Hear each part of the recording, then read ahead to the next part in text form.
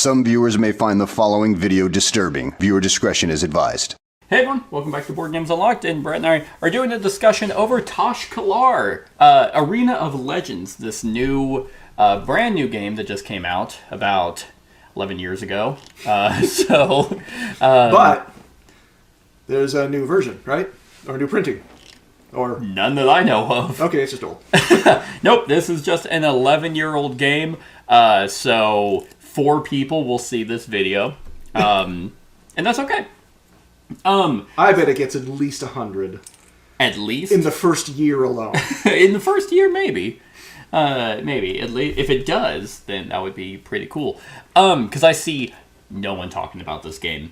But it was a game that back whenever I first got into the hobby, I remember, like, seeing. Mm-hmm. And I was like, that's not for me. Like, that's not a game that I would like. And, you know, fast forward 11 years later, and still not. And it's still not a game I like. No, that's not true. This game is very interesting, I think.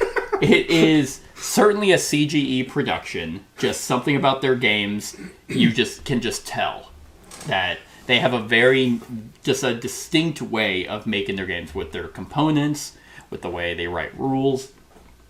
It just screams CGE. And consistent. Yeah, I mean, even to this day, this game looks like their games that come out now. Yeah. It's just so bizarre to me. But that's also kind of a cool thing. At this game's core, it is a skirmish game. At least I would call it a skirmish game. But done in such a very polyomino almost. Puzzle placement. Piece placement. Where you are trying to get the most victory points. And the two ways that we've played it is what was it? I don't know what they were called. Deathmatch and the high form. The high form. Yeah. Which is standard. Yeah, that's the way they teach you the game. So it's not a matter of I need to kill, you don't have a leader or anything where that I have to get to and kill, or anything like that. It's tasks, objectives that everyone's going for. Whoever gets to 9 points wins. So Brett, what did you think of Tash-Kalar? Interesting. In the sense that not amazing and wonderful and grabbed me, and I've got to play this again a bunch of times, but certainly not bad at all. Right. Again, an interesting hybrid of puzzle placement and objective solving in cards in your hand, and strategy for doing so, and then real frustration at the other person who is trying to achieve completely different things at any given moment. And they change every turn, screwing up your plans. Yeah, exactly. Just by being you know what, I have this one card that I'm not going to get to make for a little bit, so I'm just going to place right over there. Why would you go there? Out of all the places, why would you go there? And I don't know. I have a cannon that I want to make. And it's and that happened so many times where I was just trying to, and whenever you're vying for objectives that it's I have this perfect card that would help me get that, but I can't get it out because I can't get rid of your one unit that's in that spot. Man, is it frustrating. So then you have to find and I guess that's a good thing about the game, is you now have to find alternate ways to get rid of that piece, so that you can then go back to, so it's here's my plan. Or achieve a different objective, so that you draw a different objective card, so that you can do something else. Exactly, which you always get to see what the next objective is, which is nice, because I hate top-decking objective cards, where it's oh, lucky me! Lucky me, I win! It's you didn't plan for any of that. Right. But yeah, it's here's my plan.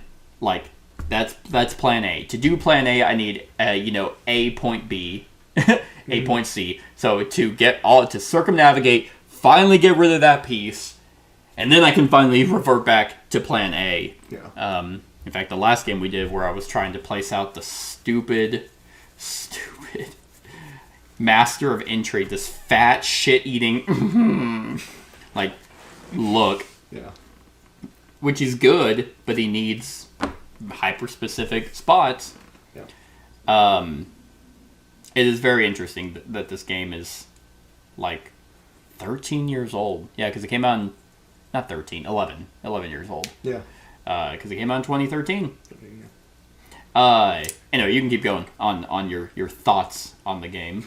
Well, I mean, it's just, again, it's an interesting mix between strategizing, trying to solve a puzzle, trying to get my pieces in this configuration so that I can do this, and then, but so limited on each turn, right? That it's not a slam dunk, which, of course, it wouldn't be any fun if it was just, I clobber you, you clobber me. Exactly. So, again, the intrigue and frustration of, I can't do what I want to do, how am I going to do it, or what else can I do? There are definitely some negatives, some downsides to that play into those frustrations. Yeah. But overall, it works. It's not amazing, but I think it's good. Yeah. And we'll get to the overall again after we get through some more specifics. Right. So there was a game that came out last year called I don't really like the name, but it's called Arcane Wars. Okay. Whatever. It's basically a grid-based card game where your cards basically were static. Like, you played them in a specific spot, do its ability, and it stayed there, unless you had other ways to move it. That came out this year, or last year in 2023, and I hadn't played this at that time. But now I'm starting to see, that's basically this. Because your units are just there. Like, when you're placing units, like, if I place on my turn, I do 2 actions and place there and there. Unless I have a card that lets me move, they're staying there. Right. Until I destroy them. Yep. Or you can destroy your own if Yep. they're just in your way. Yeah, I think one of the games we just played, I actively killed, like, I upgraded one of your units because I could, and then I killed them. But yeah, you can also wipe your own units because you're also limited to your own tokens. And since it's not area control... Kind of. Some places are. Well, not area control, yeah, you're right. You're not necessarily, wanting to hold areas. Yeah, so by reducing your presence on the board, it's not an inherent negative. Right. It just leaves fewer options, but it might expand others. Yeah. Which gets back to the puzzle-solving aspect of specific piece placement. Yes. Because the game did have a bunch of expansions, and 3, that basically came with unique decks, but the game starts with 2 identical decks, which is fascinating because it's more of like, we both have the same options in our deck, but the availability is going to be different. Yeah. Which is both, which I think is a good thing for a game like this, because it's like, okay, I see his placement. You learn the game enough to know that's what he's probably building towards. It becomes less in of what... In 2 playthroughs, we could start recognizing... Right. You're trying to do this, maybe this, but probably this one. Exactly. And then it comes down to, like, okay, it's not just me trying to set up for my own stuff, it's me trying to prevent you from setting up your stuff. Which is what probably experts of this game would just know offhand. It's like, I'm first player, I'm going to place here. Okay, you have the cannon, the herald, and the time mage in your hand. How did you know that? I placed 1 unit. And it's like, I just know the game. Well, because you played all your other cards. No, it's like at the beginning of the game. yeah, your old deck is discarded.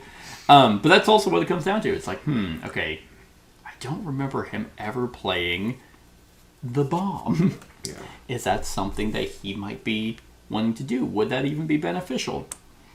But it is very fascinating that because you don't have to place adjacent to your own spot, there are going to be times where you just can't make a move.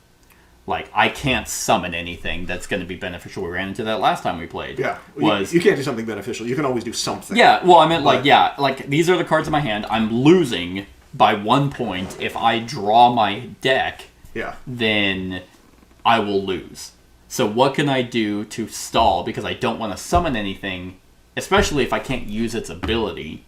Yeah. And it will end the game, and then I lose. You know you're losing. So it's like, okay, the points are open. Exactly. There's no surprise. End game points. Yeah, there's the objectives. I know you can't complete them right now, so what can I do to stall out the game to eventually get me to achieve one of these objectives and then end it? So those are the aspects of games that I like. Exactly. When you can tell where we're at, what needs to be done. Crap, I can't do that.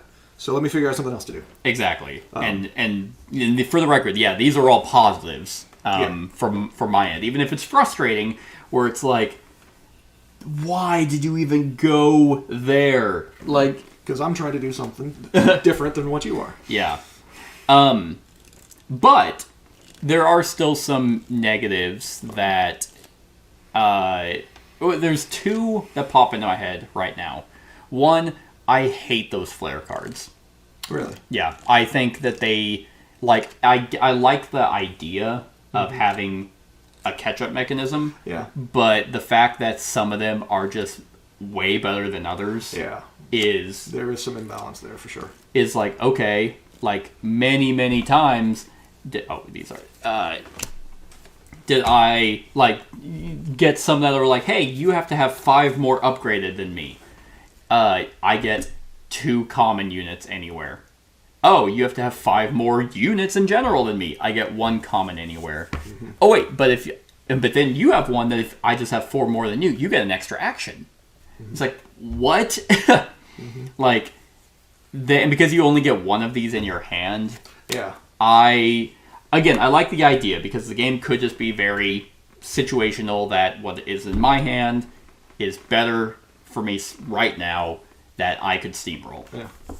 Well, and the fact that we're drawing different cards, we're trying to do different things. Yeah. Either I try to achieve my objective, I try to screw up you from what I think is your objective, or I'm just trying to achieve a larger objective, which is going to take more turns than I have right now. Exactly. So it would be very frustrating. It's like, oh man, yeah, nope, you have 4 units on the board. I ran out of tokens. Sorry. It's like the flares are. I think the game would be worse without them. Okay. But I also don't like the fact that some are clearly better than others. Yeah, and the fact that you have no choice. Yeah. You get 1 random draw. You can't even draw 2 and then pick one. Yeah. As a lot of mitigation into that goes. And to be fair, they do have a way, as one of your 2 actions, you can discard a card, and then like legendaries or flares, you can pop to the bottom and draw again. So if you have one that does suck, then you have a way to get rid of it, which is again better than nothing. But that's half your turn. It is half your turn. And again, the fact that you even have to do that for some flares is very annoying. They're honestly my biggest negative. And again, it's like, well, it'd be worse without them, so I guess I'll deal with it. Like, I didn't think... They never swayed the game. They actually, to be fair, they actually kept the game balanced. Yeah. Because you were winning the last game we just played, not this deathmatch one, but the high form. Yeah. I think you always played flares. Like, I don't think I got 1 flare in one of the games. But you were winning. Yeah. I was killing a shit ton of your units, but you were still ahead by 1 point at that time. And I think if they didn't exist, then it's like, okay, I killed all your units. Now it's a matter of time before I complete these objectives, so let's just call it, Yeah. If it came down to that. Yeah. So I guess they are a good thing. It's just like, man, the flare I have fucking sucks. and there's no way. I mean, there's effectively no way to get rid of it. Yeah. And get something better. Exactly. That's my biggest problem offhand with the whole game is just the limitations of choices. Yeah. I mean, I know I've got this huge. I know I've got this deck. What are they? 18, 20 cards? I don't know actually. 2, 4, 6, 8, 10, 12, 14, 16, 18. Okay. Out of 18 cards, I only have 3, and they're totally random, and there's nothing I can do to switch them out. Right.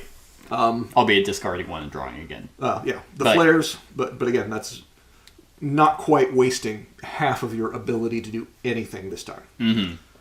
The flares, even more limited. 1 at a time. No choice. And some of them, clearly more powerful, and some of them are more situational. Like there are times I want to get more pieces on the board. Yeah. So if I'm way behind, yes, I would love to place 2. All for free, and then I get my 2 actions beyond that. Yeah, and also to be fair, the one flare I did get to play, all it required me was, hey, this is not one of my actions. I get to place a common unit. That common unit allowed me to play like a knight, which still let me kill a bunch of units, and I still got to summon something else, which helped me complete an objective. Right. So a free unit is still really beneficial on this, because if you're able to place it somewhere and then one of your actions is now placing to then summon something, that is super beneficial to you. It can happen, but you also have to have you have to be behind. Yep, and sometimes significantly behind. Yeah. So they're not my favorite, but I think they are a necessity. The other thing you mentioned, it comes down to the deck. Yeah. This is a slight negative for me, but again, it's the whole crux of the game, honestly. And there's only one aspect of the game or of the deck that I do find as a negative, and I wonder if you agree. Okay. And it's that it kind of relates to what I mentioned earlier about your units are static. Where you place them is where they are at. So if the placement starts not being helpful or beneficial to you, like you have something that keeps kill, like I'm going to place right here so I can finally place something. Oh, you killed that. So that's neat. So now I can't summon anything. I can't move any of my units because the only way to move it is through card effects. So that could be very frustrating if I just happen to draw like all my attack cards and then my move cards are all at the bottom of the deck. Yep. So that it is what it is. And for a game that's supposed to be very, imperfect information, like very tactical 1v1, it's like... It feels strategic on a level of like Onitama or Othello, but there's way more luck to what you get and what you can do at any given time. Right. For it to be that strategic. So it's very strategic, but luck is so important.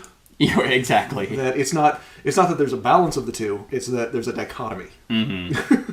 Yeah, and this is my preferred way of random or randomization in games because, one, the game would be pretty, might as well play chess if you had all your units, available. It's like, this is the one I'm doing. If you had every access to all 18 cards, I would be like, that's kind of boring. But it would also be kind of dumb if you had no plan and you're like, man, I'm just going to start placing and okay. If you randomly drew. Yeah. So. Yeah, even looking at 3 different cards, looking at the board, I was still spending a couple of minutes on some turns figuring out what I can do, or if I can place one piece and then do it. Yep. Or what I can set up for next turn without you hopefully destroying it. Yeah, exactly. And that's kind of what it ultimately comes down to. So having 4 or 5 cards would just slow that down even more. It really would. And... like chess. Yeah, exactly. So slow. Well, exactly. Unless you're, grandmasters. They're just... 2 grandmasters. And then there's like so much controversy around those guys. Yeah. Cheaters. They're all cheaters. Yeah. It's like... and they're juicing. Listen. They're doing... Yeah. So stupid. Some of them are like hooked on caffeine. Brain enhancing pills. What was it? Boy Meets World episode or something where she was like hooked on caffeine pills. I think it was Saved by the Bell. That's it. Yeah, Saved by the Bell. Yeah, that's those grandmasters just out there on caffeine pills with the worst addiction imaginable. But that is, you do a lot of like forward planning because it does it, and which is a good thing with this game. It does you no good just to kill units. Right. Like me, unless you're playing a certain form. Yes. It's like me wiping out 6 of your units. Yeah, that probably prevents you from playing cards. Yeah. But ultimately, it's like, well, I did that. But I'm not close. Didn't help me. It didn't help me with any of these objectives. So when you're looking at the cards in your hand, you're like, how can I set up for these that is going to then allow me to use their abilities to then get an objective worth whatever amount of points, 1, 2, or 3. And none of them are overkill.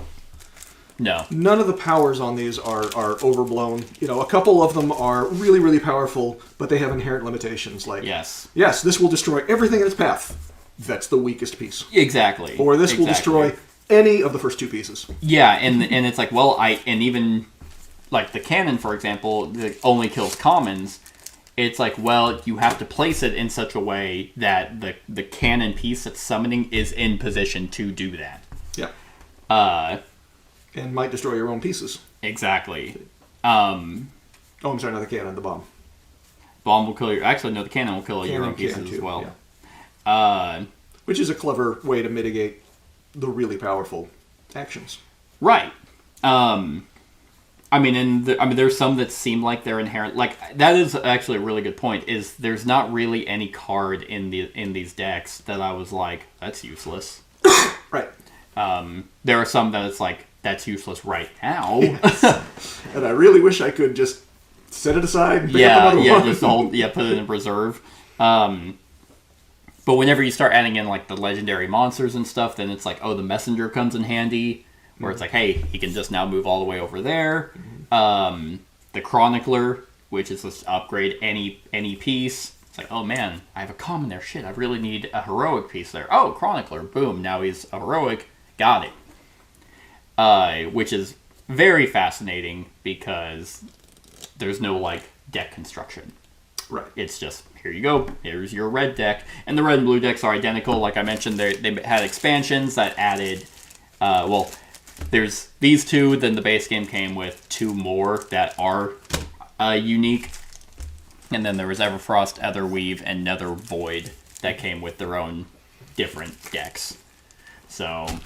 It's all strictly a 1 versus 1 or a team versus team game, though, right? Actually, I think there is a...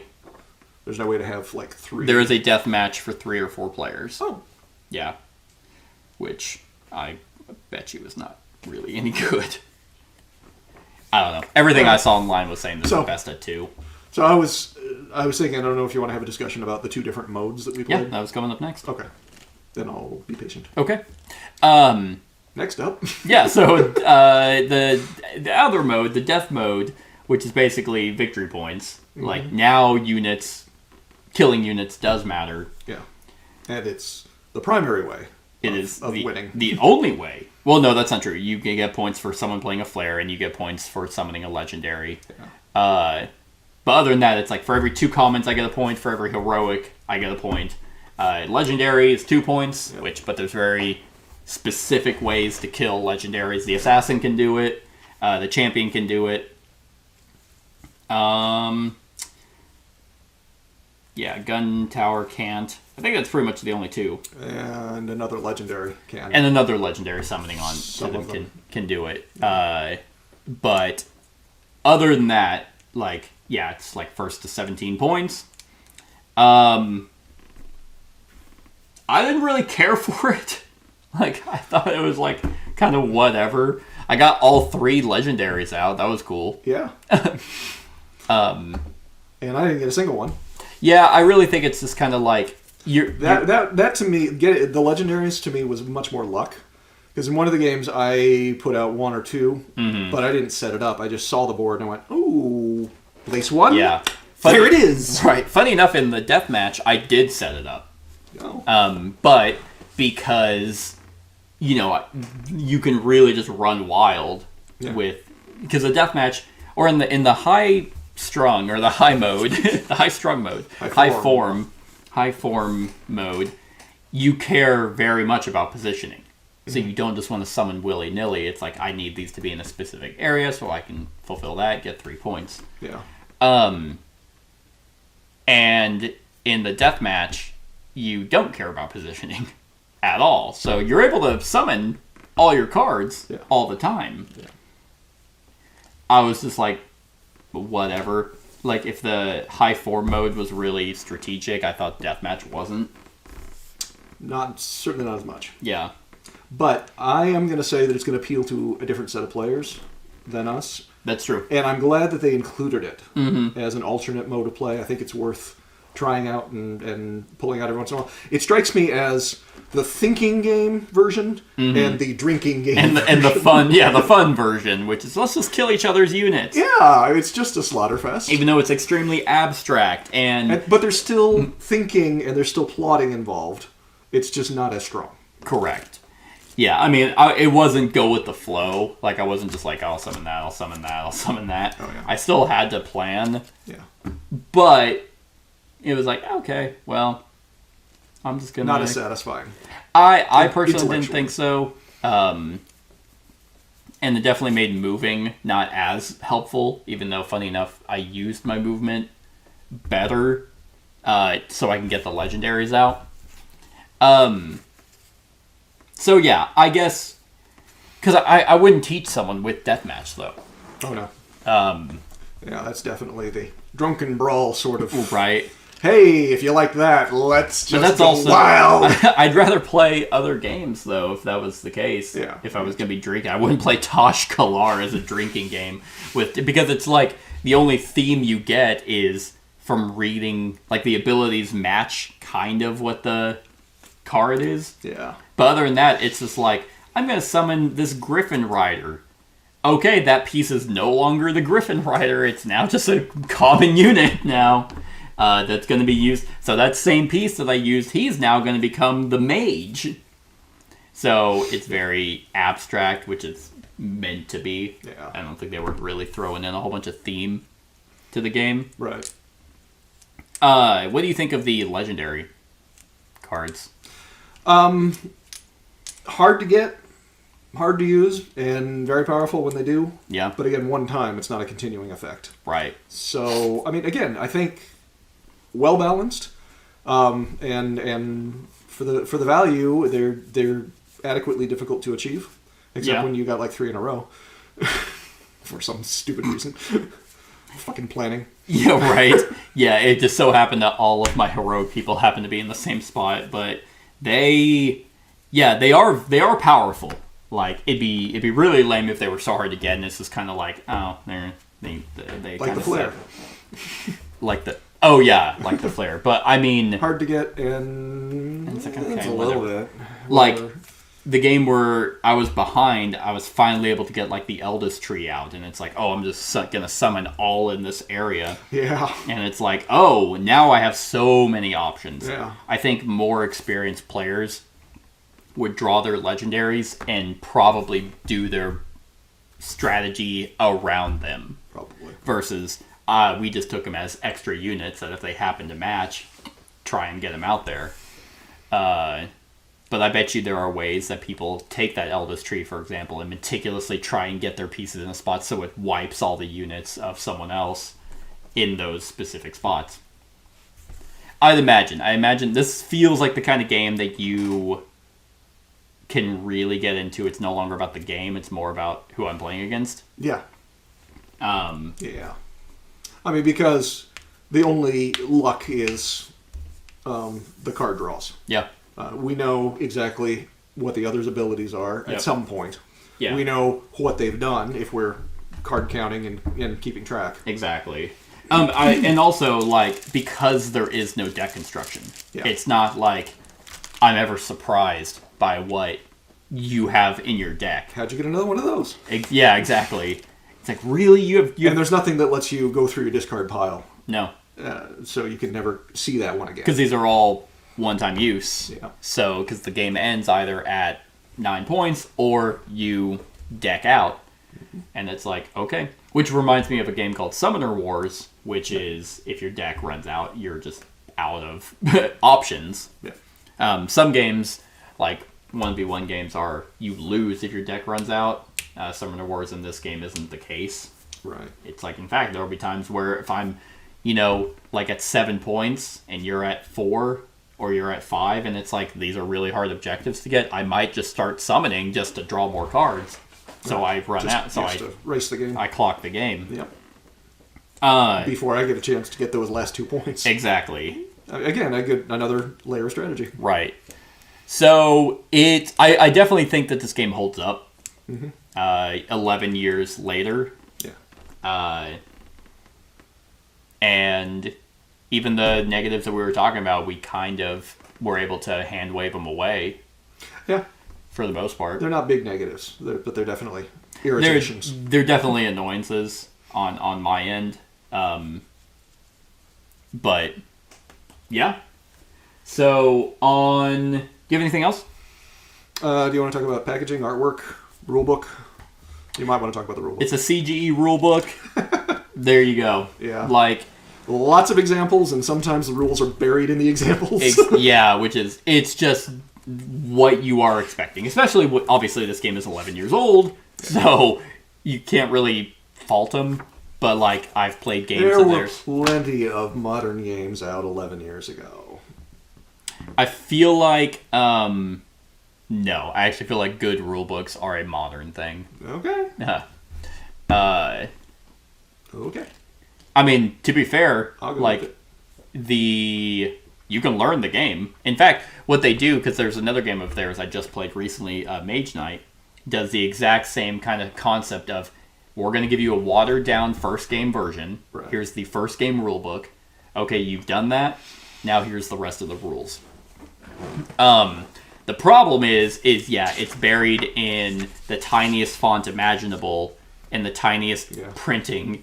Well, and we found one very key, strategic, important rule that was actually in an example explanation, not in the actual, here are the rules. Yeah, where you would think it would be, where it's like, hey, okay, summoning a being. Let's see, can you mirror and orient your patterns in any way? You'd think you would, but let me find out for sure. And then it's like, nope, not in the summoning a being section. Oh, it's in the more examples section. Yeah, if you get that far. I'm not saying the rulebook's great. I've never really liked CGE rules. Oh, yeah. Because they try to be, like, witty and, like, fun to read, which is a positive, but then it's like, I just want to learn the game. I don't want to figure out, oh, is Orgnash the Great, is he explaining, like, this guy? This guy, he's supposed to be like some comic relief thing, and it's like... But is he saying something important? Yeah, it's like, can I skip that, or is it flavor text? Again, it's a CGE rulebook. It gets the job done. I've always had a kind of an issue with them. And then overall component quality, again, CGE. You're getting... Somehow they must make all these in-house. Because how they get the exact same card quality and tokens and all that. And the bags are... It's weird. It's weird how they haven't, like, improved. But yet they're not bad. Yeah. I don't think they're bad components. And they're not outstanding. They're just solid. But they also never go on Kickstarter. Huh. So... Their loss. Yeah, right? They can make so much more money. Without actually doing anything. They can steal so many people's money. And then the artwork, I like the ones on the legendary cards. Yeah. I think the rest kind of suck. I think it's all good. Legendary ones definitely more shading, more dark. So, I mean, that just appeals to an emotional state. Right. The rest of them are all more bright and they're slightly cartoonish. It's kind of like, they're more cartoonish and more like, it's like they wanted it to be like old school D&D art is the vibe I'm getting off the art, but then it's still very cartoony. Yeah. This is cool. The little horse, this is more like the legendary. Yeah. Anyway. But again, that's all flavor surrounding what is inherently an abstract game. Exactly. So, on a scale of 1 to 10, what are you giving Tash-Kalar? I'm going to say 7. 7? That is well above average, but not outstanding. Yep, that is exactly where I'm at. Is a 7 as well. I think it's definitely a good game. And with some flaws. Yeah. So that's our thoughts on Tash-Kalar. Let us know what you think of the game in the comments below. Other than that, like, comment, share, and subscribe, and have a wonderful whatever time of day it is for you. Hey everyone, thank you for watching, and I really hope that you enjoyed the video. If you would like to see more of my content, go ahead and click that subscribe button and the bell to be notified whenever I upload any new content. If you feel like supporting the channel, you can go ahead and click that Patreon link to be taken to my Patreon, and any help is truly appreciated. Other than that, stick around for any other run-throughs or reviews or cool top 10s or whatever I feel like putting on. Other than that, like, comment, share, and subscribe, and have a wonderful whatever time of day it is for you.